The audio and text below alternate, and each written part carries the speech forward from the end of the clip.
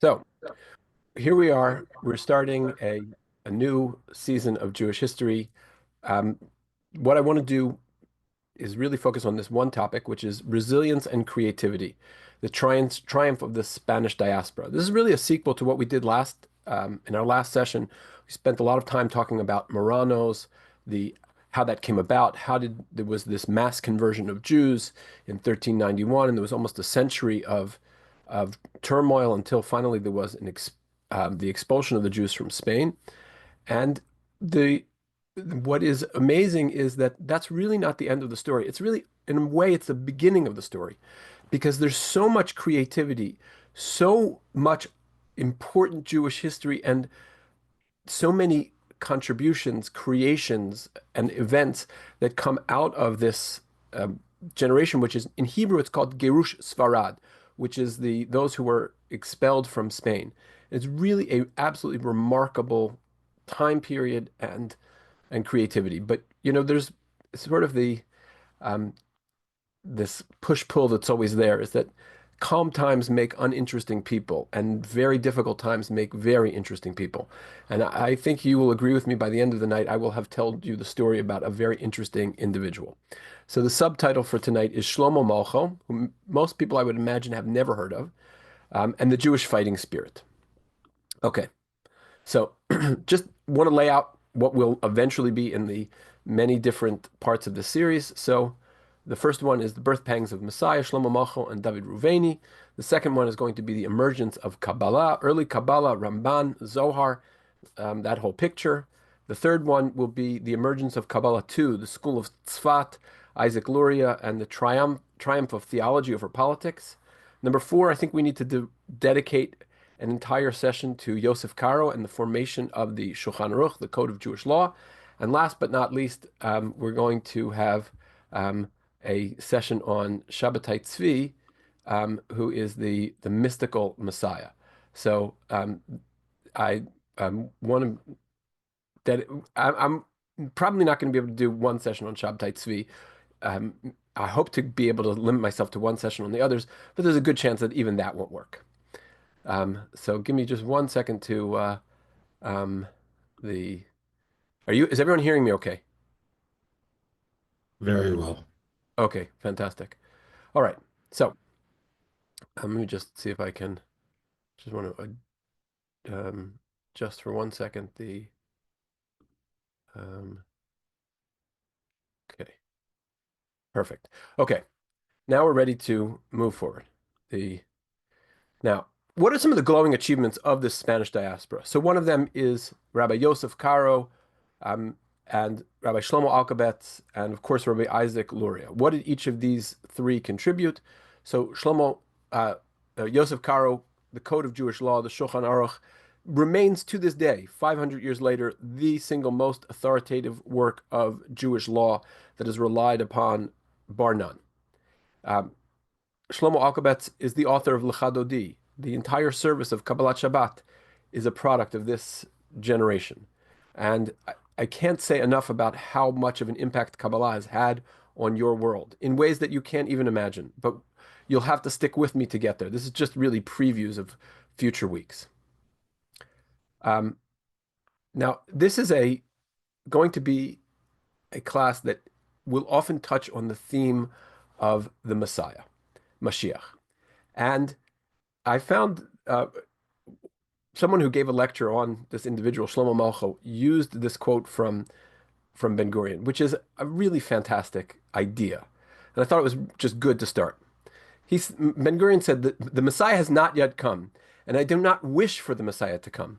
For as soon as the Messiah comes, he will cease to be the Messiah. When you find the address of the Messiah in the phone book, he is no longer the Messiah. The greatness of the Messiah, whose address is not known and is impossible to reach him, and we do not know what car he drives, or if he drives a car at all, or rides a donkey, or flies on the wings of eagles. But the Messiah is needed so that he does not come, because the days of the Messiah are more important than the Messiah. And the Jewish people live in the days of the Messiah, expect the days of the Messiah, and believe in the days of the Messiah. And this is one of the main reasons for the existence of the Jewish people. What I think Ben Gurion is saying here is that there is something about being Jewish, yearning for this perfected state, the days when the friction of the world, the anti-Semitism of the world will cease, and we will be able to live in a very different existence. We sort of imagine this perfection. The imagined perfection is a very powerful thing, much more powerful than perfection, because as we know, you can always criticize something which is perfect. There's a Yiddish saying that goes, a chisreiner will say, "Afakala zu shine," that a complainer will complain even that the bride is too beautiful. So this is our relationship to the Messiah. But this yearning for the Messiah, I think, is really important, and it's part of the utopianism of Zionism. It's so deeply um, ingrained in who we are as Jews, and I think it's important to keep that in mind as we go to the next stages of our story. Now, the messianic idea goes through a radical transformation before the expulsion from Spain.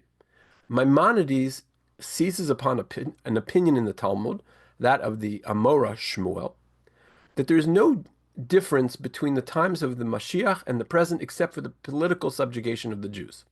Meaning, if let's just say normal political forces come about, let's just say that the next prime minister of Israel will will oversee the downfall of Iran. No, better yet, a peace treaty with an Iran that comes to recognize the genius of Israel, and a peace treaty with Saudi Arabia, and renewed um, uh, positive relations with France and Britain, and there are no longer a need for a enormous IDF, right? And all of the Jews decide to leave Lakewood and Los Angeles and Golders Green and move to Israel. So Rambam would say that's Mashiach, that's Messiah. The Ramban, though, says no. It is a more magical event based on Kabbalah and other readings. And he felt, though, that part of it was that Rambam's vision of Messiah did not inspire enough Jewish yearning. And as such, the Rambam's Mashiach, or his visions of a very ordinary Mashiach, led to a backsliding of, of Jewish observance. And so Ramban and others will take a much more um, miraculous concept of the Mashiach. It will bring us to a pre-sin Edenic state. Death will be banished, and the Mashiach appears in Rome, ready to make war with Edom, with essentially the seat of the West. This is all just sort of in background. Now, just one more piece of background in terms of Spain itself. The Spain that was expelled was, I want to say it was the New York of its day. And I have a picture here of dedication of Torahs at Yeshiva University. The idea that Spain was the center of the Jewish world is hard for us to imagine, but it absolutely was. Their court system, their power as a Jewish community was beyond anywhere else in Europe. It was the strongest society. And on the left, I just have a picture of the Sarajevo Haggadah, which shows you the art that went into Judaism in Spain. This was a society that had uh, deep, deep um, rabbinic talent, economic talent. It had individuals who were placed high in government. In fact, you have Don Yitzchak Abravanel, who is essentially the head of the IRS, or the financial secretary of all of Spain. Now, it also has the unique value of being able to draw from two different civilizations, both the cross and the crescent, and the best things of both. Remember, Maimonides is going to learn philosophy, mathematics, algebra from Arabic society, and Jews are also going to get the best of the Christian world. And they're going to synthesize these together, but it of course comes apart in really in 1391, but the final blow is in 1492. And the verse that they adopt for themselves is a verse from the book of Ovadia, um, which is And that exiled force of Israelites shall possess what belongs to the Phoenicians as far as far as Tzarfad, while the Jerusalemite exile of Tzfarad shall possess the towns of the Negev. Yerushalayim asher bisfarad. Those are the words that they saw themselves. They were Jerusalem that was in Spain. This is sort of their sort of bumper sticker verse. We are the Jerusalem that is in Spain. And that's how they saw Spanish society. And here's just another example of the sort of the fine art and religious culture, the Kennecott Bible, which was produced in Spain in 1476, just before the expulsion. But of course, it all comes tumbling down. 1492, the Jews are expelled from Spain, and they're expelled from a number of other places, right? You have Spain in 1492, forced conversions in Portugal in 1497. You have Sicily, you have Naples. You really get all over the Mediterranean. You're getting a series of Jewish expulsions. And these are very painful events. The Yevon Metzulah, no, sorry, not the Yevon Metzulah, the Shevet Yehuda of Rabbi Shlomo Ibn Virga. He describes how people are left stranded on uninhabited shorelines because the captains of the ships thought they were carrying a plague, and it makes it very difficult because these these Jews are stranded with no means of feeding or hydrating themselves on stranded coastlines. There is just simply no compunction amongst the ship captains taking them out. Of course, they're going to have to sell their lives fortunes for a pittance. It's such a distressful moment. So many people died along the way that it is a horribly traumatic. It's traumatic in two dimensions. One dimension is the dimension of look at what we lost. We used to have Jerusalem, which was Sfarad. And the other dimension in which it's difficult is the actual journeys, the attempt to find a new home was exceedingly difficult for them. Here's a quote from the Abravanel in his commentary on Yechezkel. And he said, it is a very interesting piece. He tells you that where the Jews were expelled from, Sicily, Russia, Lombardy, kingdoms of Spain, Savoy, Provence, Piedmont. But he also tells you that this particular episode of being pushed out of Spain into the wilderness is like the Jews who left Egypt. Now, of course, the Jews who left Egypt were being shepherded by God, right? They had the clouds of glory, they had the manna, they had the well of Miriam, right? Now he and his generation are literally wandering in the uh, in the wilderness. And very interesting, by the way, also in this quote, he talks about the year 1463. That's the year that the Inquisition was established. And he tells you that that was a very bad time because Saturn and Jupiter are aligned. And it's his way of understanding based on sort of signs that would be theological tells that this was going to be a very bad moment for the Jews of areas governed by the church and the Inquisition. Hopefully, we've at least established that this is going to be a very traumatic moment for Jews. And now we come to the first, I don't know whether to call him the hero of our story or the villain of our story. His name is David Haruveni. And David Haruveni is going to arrive in Portugal in 1525. And in 1525 in Portugal, Jews are Marranos. They have been forcibly converted now for um, close to 30 years. There is no Inquisition in Portugal. The kings of Portugal, at least up until this point, had managed to keep out the Inquisition. Now, a reminder, the Inquisition does not have power over the Jews. The Inquisition only has power over new Christians. The Inquisition is meant to root out heresy. The reason the Jews are problematic is because Marranos, new Christians, conversos, anusim, whatever term you want to use for them, they often were very, very faithful to their old religion. They would keep many things in secret. And having Jews present meant they could get matzah when they wanted to. They could go visit their Jewish friend in a sukkah when they wanted to. They could stand outside the shul and hear the shofar. All of these things that would keep them close to Judaism, they would still have. And so the idea here is that the king of Portugal or kings of Portugal and Spain, they need to get rid of the Jews so that they don't tempt the Christians. The Inquisition itself only has jurisdiction over Christians. Arrives David Haruveni into a Portugal that is supposed to have no Jews, it's only supposed to have new Christians, and he comes in with very fine clothes. He's riding on a white horse, and he looks like this very, very proud Jew, and he gets an audience with the king of Portugal, and it's remarkable. The Moranos are now they're sort of like jaw-dropping at this individual who seems to be a Jew of such great stature, and he's accepted at court. And he meets an interesting fellow whose name is, at this point, Diogo Pires.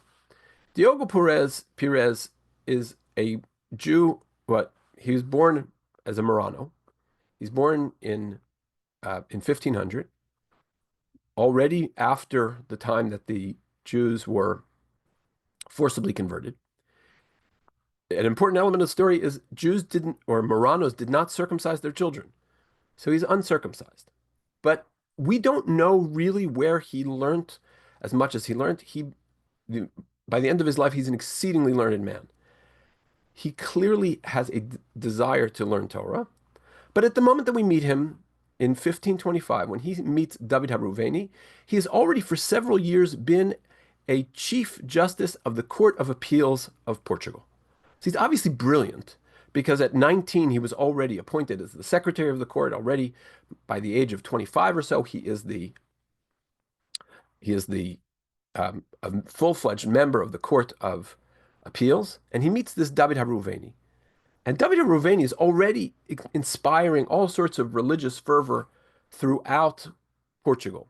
There are stories of a woman who said she had seen Moshe and the angels, and she ends up being burnt with 28 of her adherents because she's sort of coming back to Judaism at the inspiration of David Haruveni. Now, David Haruveni is very careful not to do anything which could be um, even have a whiff of being Judaizing, that he's trying to bring Jews back to Judaism. He's playing everything very straight. What is it that he wants to do in Portugal? Well, he claims that his brother is the king of the army of the lost tribes.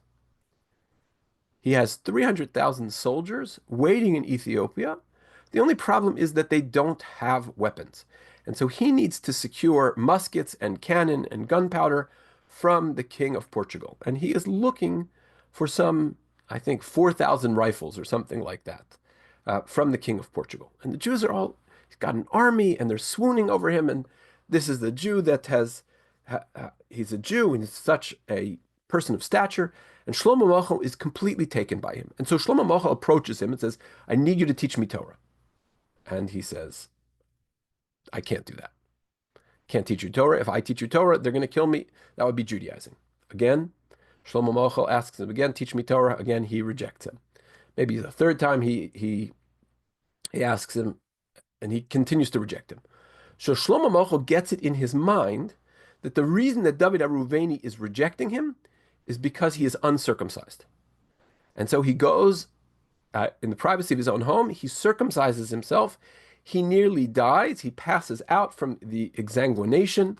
Could have used Don Pacht. That would have been a good call. But he does it himself. Obviously, there was not a lot of expertise in Portugal at that time. And he goes and approaches David Haruveni. And he says, okay, I'm ready to learn Torah now. I'm sure the reason you weren't teaching me is because I was an RL. I was an uncircumcised person. David Haruveni says, are you crazy? You're going to get both of us killed. And he realizes immediately that they're both in real trouble. And so they both need to leave town. And so Shlomo Mochel then travels from Portugal. Unfortunately, Google Maps doesn't allow you to produce a sea venture. So I just had to take the airline one. But rest assured, he did not fly. So presumably he took a ship from Portugal to Thessaloniki, where he studies in the yeshiva of the Maharit, Rabbi Yosef Teitzak. And this is a very serious yeshiva. He studies there for 3 years, and there he meets Rabbi Shlomo Alkabetz. There is at least one account, although we don't know how reliable it is, that that's where he met um, Rabbi Yosef Karo, and he was very, very influential to all of these individuals in this yeshiva. Um, now, um, okay. Uh, by the way, in their wake, it seems that there were 5 new Christians who were burnt at the stake without being at this activity, by the way, not at all being sanctioned by the Pope legally or by the king. But this is part of what happens when you start to see some of this Judaizing fervor come to Portugal, in a place where they expected to have no Jews, and this becomes a bit of the trail of tears that will be left in the wake of Shlomo Malcho and David Haruveni. They get to Thessaloniki, or at least Shlomo Malcho gets to Thessaloniki, and he studies there 3 years, and he gets into his mind that he needs to go to Rome. And he engages in many fasts, and when he gets to Rome, he he goes under a bridge and he fasts.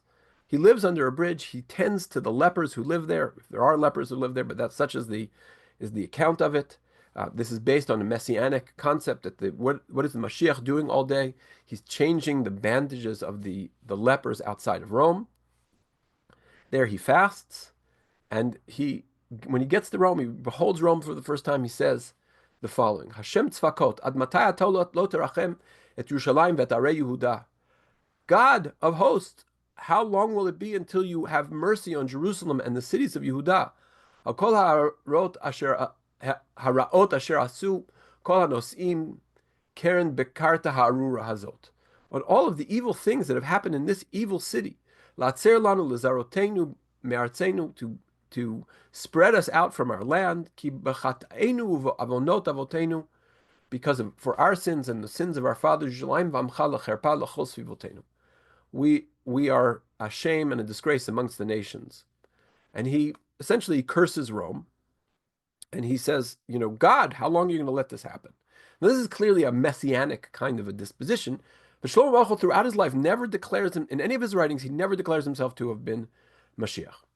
Now, in the process of um, um, fasting and doing all of these other things, he has a really very um, intense dream. And in his intense dream, he dreams 3 things. You remember these 3 things. he he has a dream that there's going to be a great flood in Rome, something which does not happen often. That there's going to be an earthquake in Portugal, and there's going to be a star with a tail. And this becomes sort of a known feature of who he is. They arrive in Rome, and there are sort of 2 reactions that are going to come about with these 2. One is that there are going to be Jews who suspect them of being very dangerous because of their sort of messianizing talk. There's something about them which this whole project to get weapons to arm the army of the lost tribes. Now, I can't. Shlomo Malcho may have put all of his trust in David Haruveni.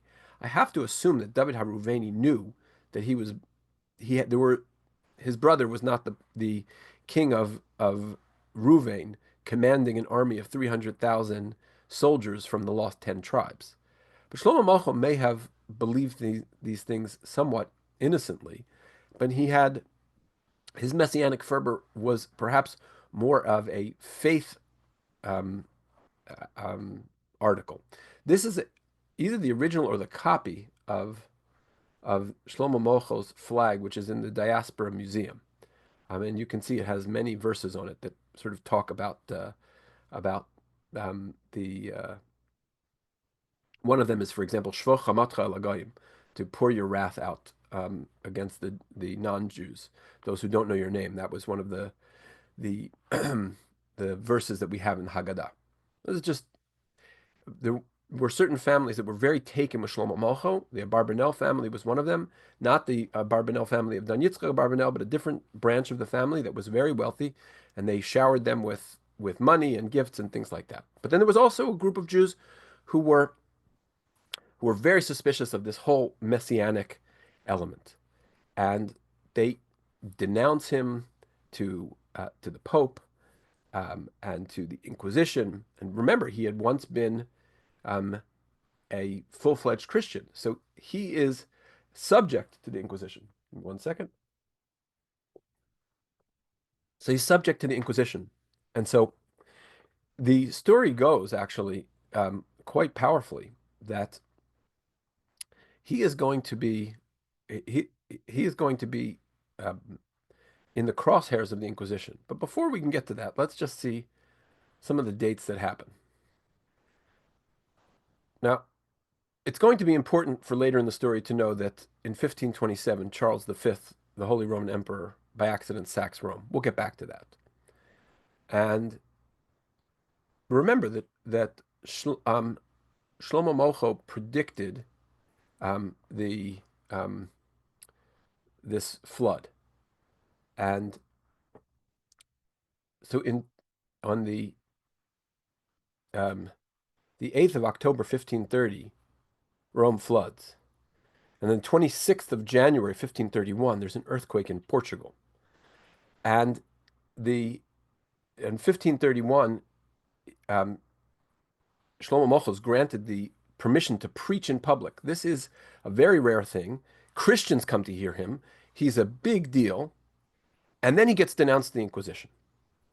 And the Pope very much wants Shlomo Mocho because he's he's interested in having some prophet-like figure able to help him against Charles V, who's sacking Rome. And in the midst of all of this, um, the Inquisitor convicts him to death. Even the Pope at this point can't save him because a letter has been produced, which shows that he had written to his Rebbe, the Mahabit, that says that Rome will fall, and the Pope can't save him, at least not officially. What the Pope does do is he manages to put Shlomo Mocho um, into his dungeon or into his chambers somewhere, and some other poor person who was, I guess, a doppelganger, um, a body double for Shlomo Mocho, is burnt at the stake. And this is one of those times where Shlomo Mocho reappears after people thought he was dead, which only amplifies this messianic fervor. And so now we have Shlomo Mocho who can't stay in Rome anymore because the Pope may have been able to save him by this trick once, but it's not going to work for long. And so he travels to the Reichstag, to the court of Charles V, because he's going to ask for weapons again. Now, when he gets there, there is a Jew by the name of Yussel of Rosheim who warns him, do not take the audience with the emperor. Save yourself.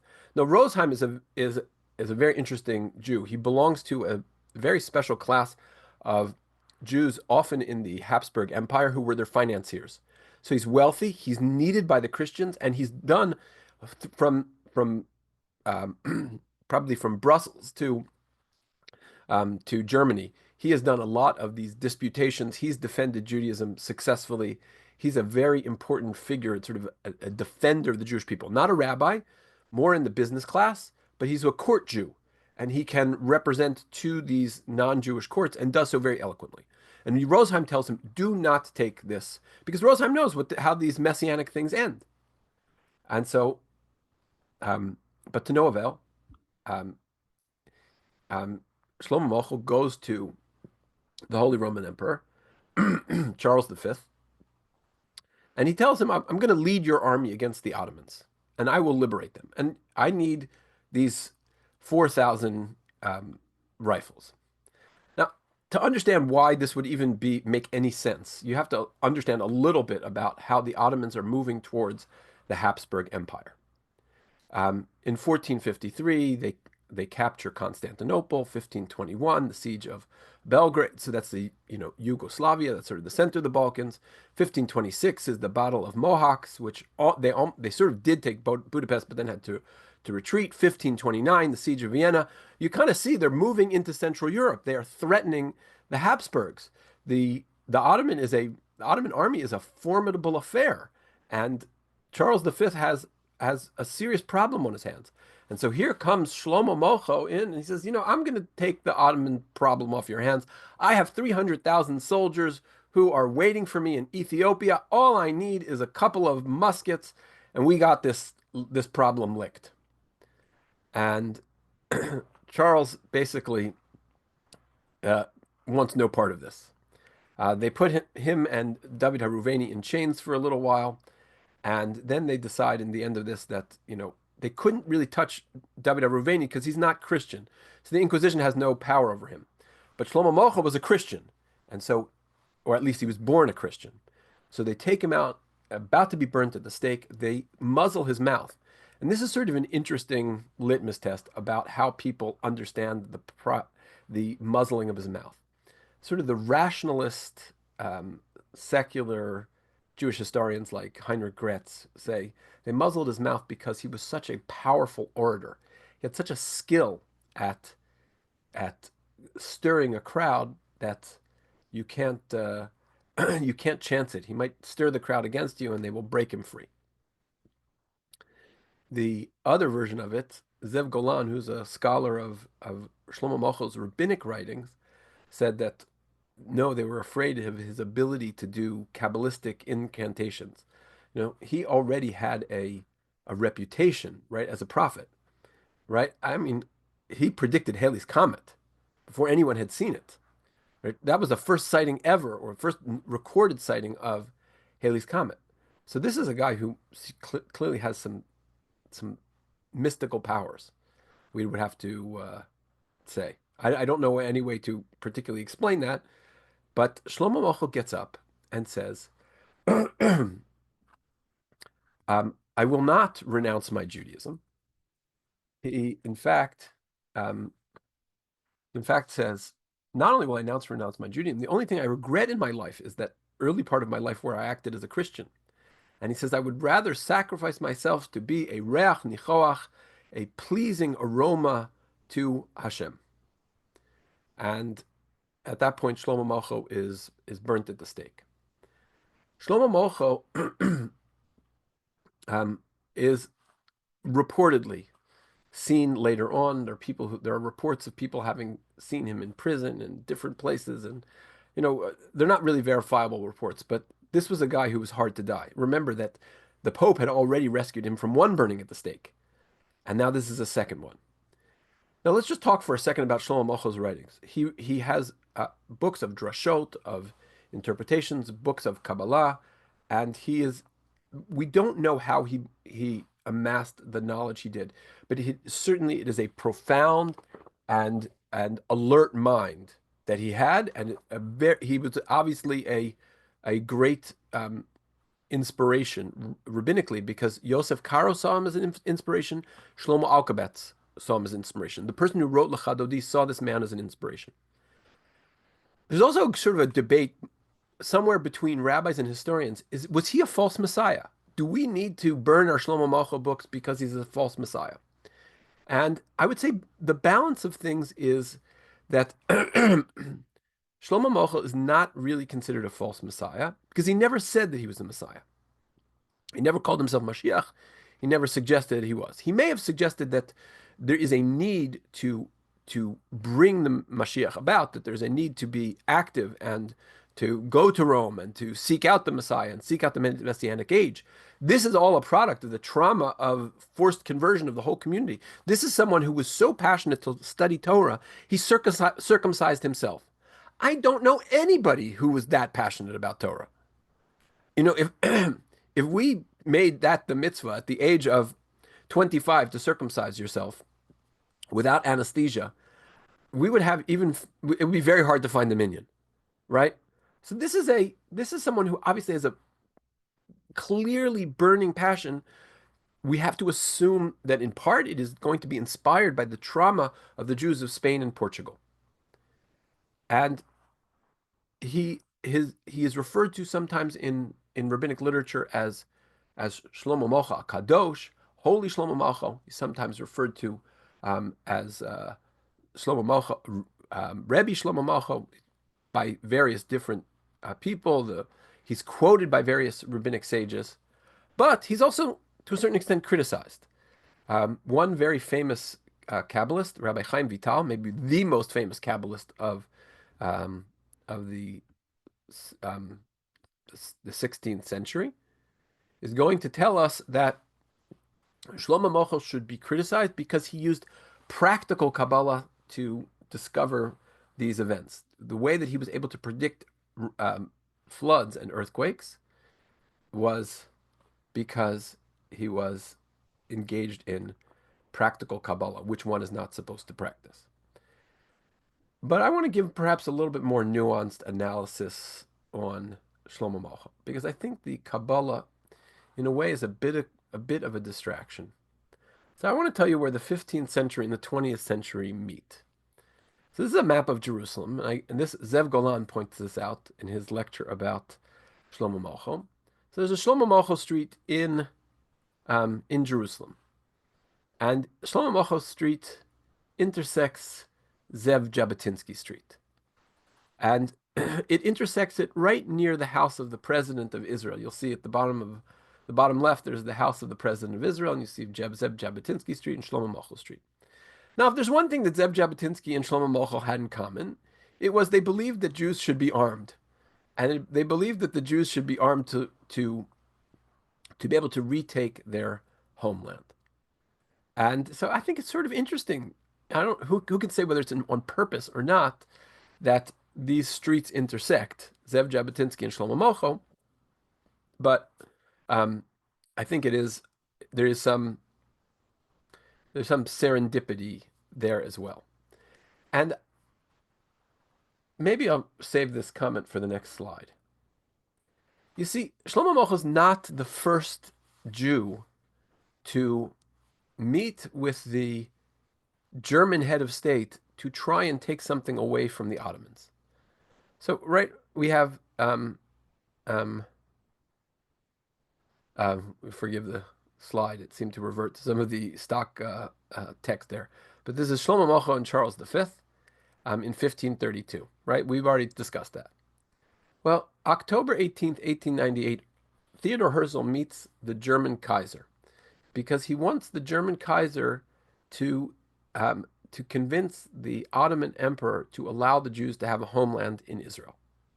And the Ottoman Emperor is he can't really do much to Herzl because Herzl is an Austrian citizen, and so he would be um, it would be against the appropriate politics to put him in chains and burn him at the stake.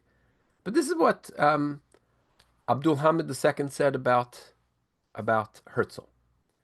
He says, "The Turkish Empire belongs to the Turkish people. I cannot give away any part of it. When my empire is partitioned, they may get Palestine for nothing, but only our corpse will be divided. I will not agree to vivisection." So you can see emperors don't do well when someone else comes along and um, looks to take away their authority, their power, or perhaps a piece of their land. But I think there's one thing which maybe Shlomo Mochel does teach us, which is important, is that Shlomo Mochel may be the first person, I can't say, I haven't really surveyed Jewish history, but he is the first person who basically on a spiritual platform is willing to say out loud, the Jews deserve their homeland and they should be able to fight for it. Now, granted, he's seduced by this strange David Haruveni, who ends up in jail essentially. it's true that there's all sorts of other pieces of the story which are difficult for us to swallow because we don't know what to do with his Kabbalah. We don't know what to do with his messianic machinations. It's hard to figure this out. It's, I think, been complicated for the past 550 years.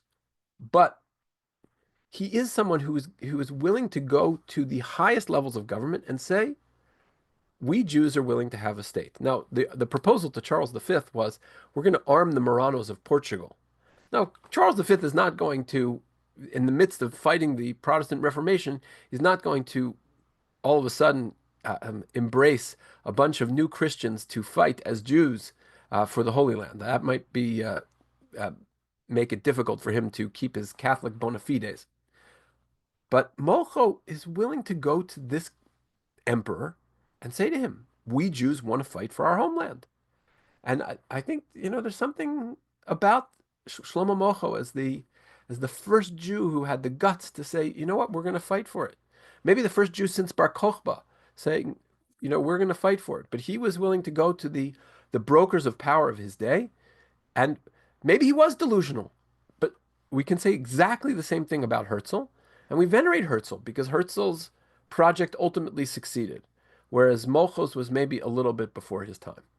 So with that, I think we will close our first chapter. The only thing I will say is I was a little bit reticent to do a piece on Molcho because I just didn't know, who was this guy and was he really the someone I wanted to dedicate a whole lecture to.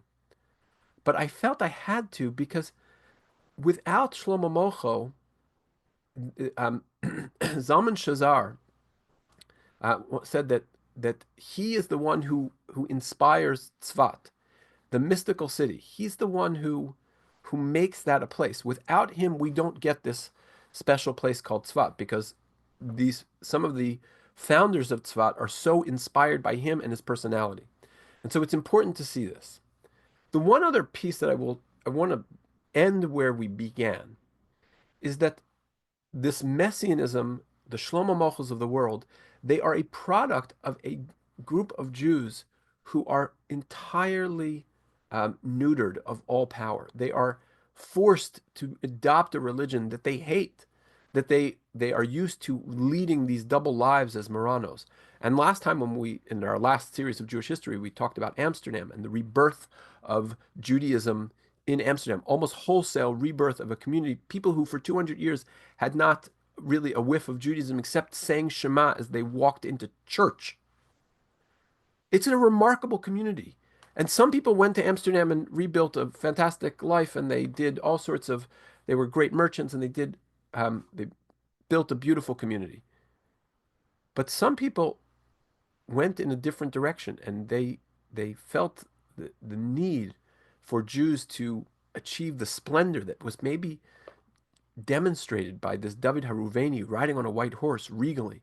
And they're looking for that majesty of Judaism, maybe in the wrong places. But it is certainly a byproduct of the oppression of Spain and Portugal that we are going to get individuals like Shlomo Malcho. And unfortunately, he is not the last figure of this type. But